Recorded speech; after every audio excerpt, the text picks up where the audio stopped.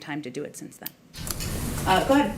Thank you, Jen. I'm still just a little bit confused about what changed between 1 p.m. on Friday and around 4:30 p.m. on Friday to go from we're not raising the refugee cap to we are raising it by May 15th. What changed in those 3.5 hours? Well, I think as I just outlined, we never said we're not raising the refugee cap. In the morning we said, actually, and with the information we put out, was that once we reach 15,000, we will raise it.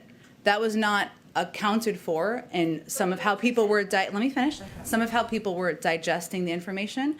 And we wanted to be clear and send a message that we are a country that is welcoming refugees. Let's be clear, we are changing the policies of the last administration. We are changing the policy of not welcoming in people from Africa or people from the Middle East. That was the biggest factor preventing refugees from coming in during the last administration. So are you saying this had nothing to do with the pushback from some Democrats on Capitol Hill, from Senator Dick Durbin to Congresswoman Alexandria Ocasio-Cortez? I don't think you've articulated to me what our change in policy was. What was our change in policy from the morning to the afternoon? The executive order from Friday morning said that the admission of up to 15,000 refugees remains justified, period.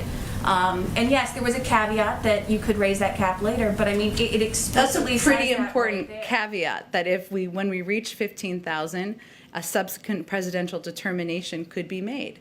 And again, the biggest challenge, because people weren't understanding what we were conveying to the public and weren't conveying what we were trying to project to countries around the world. And it's incumbent upon us to make sure there's an understanding of what the president's policies are, what he's trying to achieve, and what he feels morally is that we're going to welcome in refugees from around the world, change the policies from the past administration where they were not welcoming in refugees from the Middle East and Africa. And that was important to him to take that first step and move it forward. The line said the admission of up to 15,000 refugees remains justified. And Can you understand how some people would interpret that? Well, I think we all have a responsibility to provide all of the context. And so what I'm conveying is that we also included is reached that a subsequent presidential determination would be issued to increase admissions. And again, the battle is not the cap. The issue has been the limitations that have been put in place in the past. We overturned those and changed those, and it was always meant to be a first step. So back to my other question, does this have anything to do with the pushback from Democrats on Capitol Hill? I don't think you've articulated what our change in policy is, so go ahead. That's not my job to do that. That's not my job to do that. It is if you're asking a question. Go ahead. I'm asking about the pushback from progressives on Capitol Hill. But what was our change from the morning to the afternoon? The change from the morning to the afternoon was that you explicitly said the admission of up to 15,000 refugees remains justified, and in the afternoon you said that the president would be raising the cap on or before May 15th. In the morning we also said that if 15,000 is reached, that a subsequent presidential determination would be issued to increase admissions. That was not clearly understood.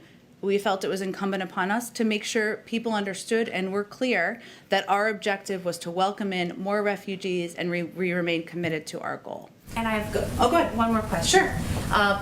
President Biden over the weekend called what happened at the border a crisis.